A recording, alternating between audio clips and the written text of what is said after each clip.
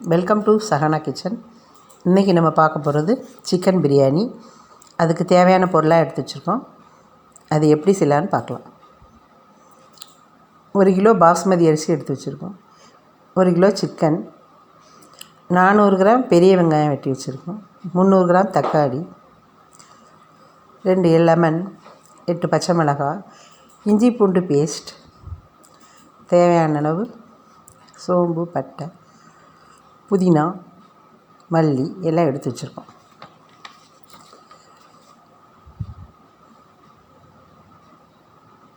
முதல்ல ஒரு பாத்திரத்தை எடுத்து சிக்கனை அதில் போட்டுடலாம்.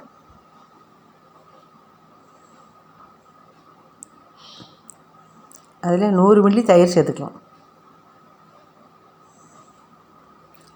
1 ஸ்பூன் மல்லித்தூள் போட்டுக்கலாம். 1/2 ஸ்பூன் மஞ்சத்தூள், 2 ஸ்பூன் இஞ்சி பூண்டு போட்டு நல்லா பிசைஞ்சு அரை மணி நேரம் ஊற வச்சிடலாம்.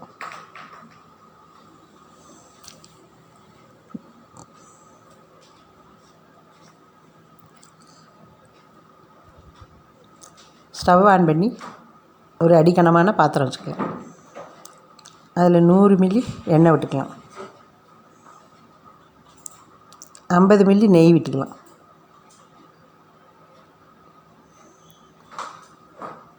அதில் 5 ஏலக்காய், 2 நட்சத்திர சோம்பு, 2 பட்டை,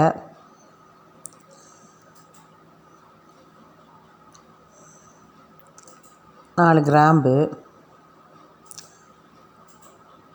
கொஞ்சம் சோம்பு, பிரியாணி இலை கொஞ்சம் போட்டுக்கலாம். எல்லாம் பொரிஞ்சு வந்தோடனே வெங்காயம் சேர்த்துக்கலாம்.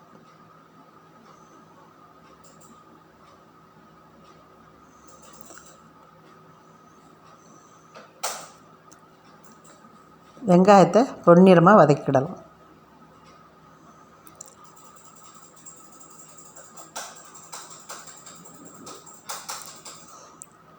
வெங்காயம் நல்லா கலர் மாறி நல்லா செகக்க வரணும்.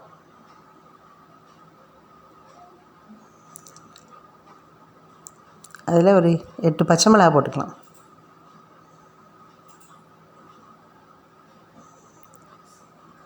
அதையும் சேர்த்து வதக்கி விட்டுடலாம்.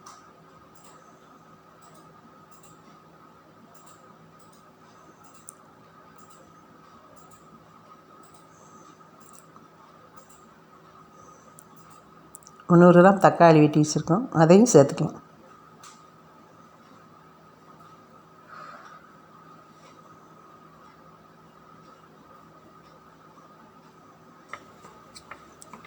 தக்காளி நல்லா வதங்கினோடனையும் 1 ஸ்பூன் இஞ்சி பூண்டு பேஸ்ட் சேர்த்துக்கலாம். ஏற்கனவே சிக்கன் ஊற வைக்கும் போது 2 ஸ்பூன் இஞ்சி பூண்டு பேஸ்ட் போட்டிருக்கோம். இப்போ 1 ஸ்பூன் போதும். இஞ்சி பூண்டோட பச்சை வாடை போவதையும் நல்லா வதக்கிடலாம். பிரியாணி மசாலா 2 ஸ்பூன் சேர்த்துக்கிடலாம்.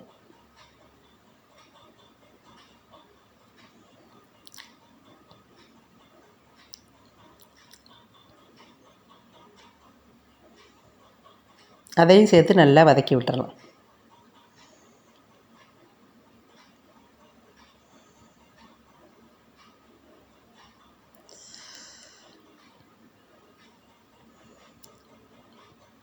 புதினா கொஞ்சம் சேர்த்துக்கலாம்.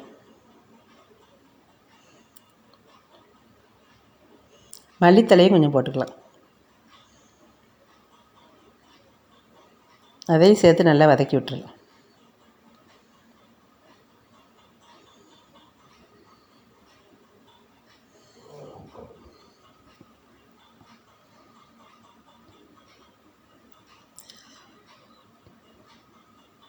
மசாலா எல்லாம் ஒன்று சேர அதை நல்லா வதக்கி விட்டுடலாம்.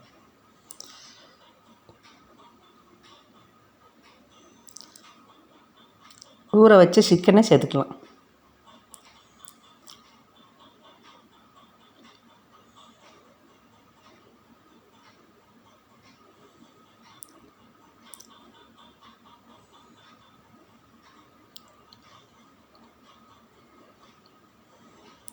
சிக்கனையும் சேர்த்து அதையும் நல்லா வதக்கி விட்டுறலாம்.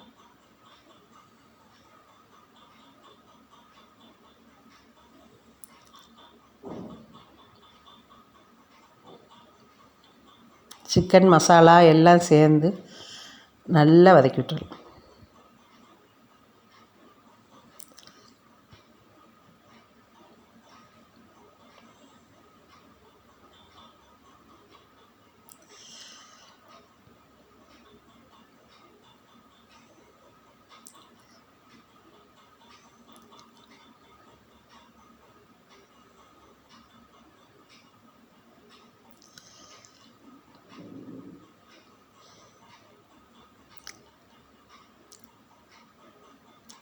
சிக்கனுக்கு தேவையான அளவு உப்பு போட்டுக்கலாம். கொஞ்சமாக தண்ணி விட்டுக்கலாம்.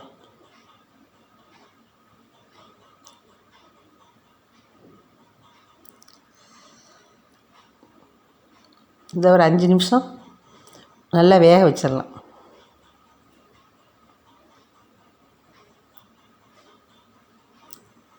அஞ்சு நிமிஷம் கழித்து சிக்கன் ஓரளவு நல்லா வெந்து வந்திருக்கு.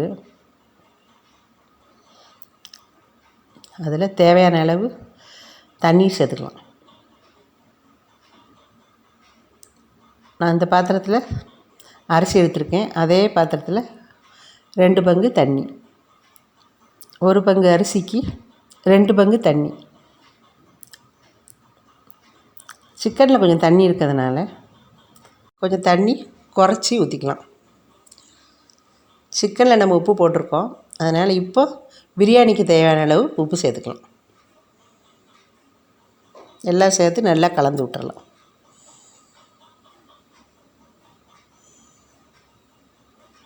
தண்ணீர் கொதிக்க தண்டியும் மூடி வச்சிடலாம். தண்ணி நல்லா கொதிச்சிருச்சு. இப்போ அரிசியை சேர்த்துடலாம். அரிசியை ஊற வச்சா 1.5 மடங்கு தண்ணி சேர்த்துக்கலாம். நான் ஊற வைக்காததுனால 2 மடங்கு தண்ணி சேர்த்துருக்கேன்.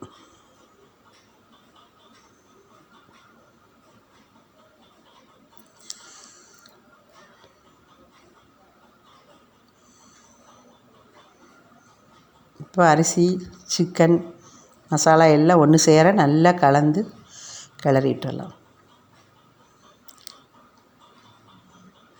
பிரியாணி குழையாமல் வர்றதுக்கு ஒரு லெமன் பிழிஞ்சிடலாம்.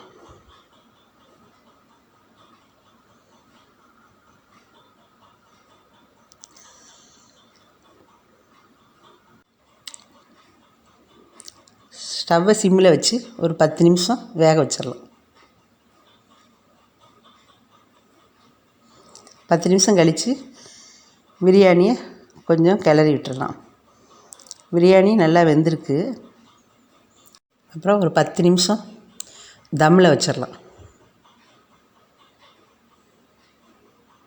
ஒரு பழைய தோசைக்கல் எடுத்து ஸ்டவ்வில் வச்சுக்கலாம். அதில் பிரியாணி பாத்திரத்தை எடுத்து வச்சுக்கலாம். மேலே ஒரு தட்டு போட்டு மூடி ஒரு பாத்திரத்தில் சூடான சுடு தண்ணீர் வச்சுக்கலாம். 10 நிமிஷம் அப்படி இருக்கட்டும். 10 நிமிஷம் கழித்து பிரியாணியை எடுத்து பார்க்கலாம். பிரியாணி நல்லா உதிரி உதிரியாக வந்திருக்கு. அரிசி உடஞ்சி போகாமல் நல்லா வந்திருக்கு. நம்மளோட சிக்கன் பிரியாணி ரெடி ஆயிடுச்சு.